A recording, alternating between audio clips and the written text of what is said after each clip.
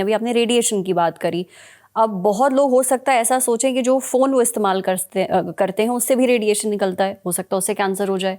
बहुत लोग लैपटॉप का इस्तेमाल करते हैं और वो अपने गोद में रख के लैपटॉप पर काम करते हैं। क्या इन चीज़ों से कैंसर हो सकता है? ये थोड़ा क्लियर कर दीजिए। देखो, ये ना जैसे ही मोबाइल आया था 2002-2003 की बात है, तो लोगों ने बहुत स्टडी करना शुरू किया कि मोबाइल से ब्रेन ट्यूमर्स का कोई एसोसिएशन है या नहीं है। सो हम स्टडीज़ में उसको नहीं कर पाए, बट किसी भी चीज़ को किसी से रिलेट करने के लिए 20 से 30 साल चाहिए। ऐसा नहीं है कि आपने आज यूज़ किया और आपको 2 साल बाद कैंसर हो जाएगा, नहीं। हम स्टडीज़ वाइज प्रूव नहीं कर पाए, बट ये फैक्ट है, ये प्रूवन फैक्ट है कि low dose exposure to radiation leads to cancer.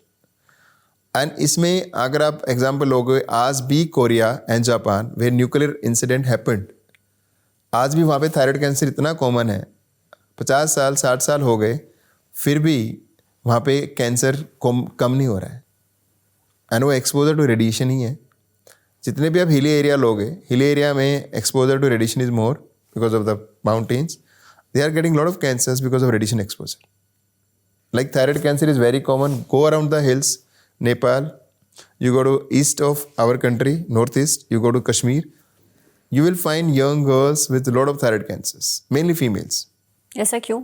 महिलाओं में ज़्यादा क्यों? See, females का basically thyroid cancer का incidence ज़्यादा माना जाता है. Maybe some genetic defect in that. And males में thyroid cancer का incidence कम होता है. सो जो एक्सपोज नेक है, एक्सपोज नेक पे रेडिएशन लगी यंग एज में, तो that leads to more cancer formation in thyroid. तो ये जो रेडिएशन है, ये एक सिंपल वर्ड नहीं है। हमें नहीं पता कहाँ कहाँ से रेडिएशन एक्सपोज होती है और कहाँ कहाँ पे हमें इफेक्ट कर रही है। Building material, it leads to lot of radiation exposure. Last 40 years में you see lot of buildings have come up. इतना कंस्ट्रक्शन मैंने तो नहीं देखा जितना लास्ट 40 ईयर्स में, और इंसिडेंस भी बढ़ा है। बट हम इसको कोरिलेट नहीं कर पाते क्योंकि उसके लिए स्टडी चाहिए। स्टडी हम रिसर्च करते नहीं हैं।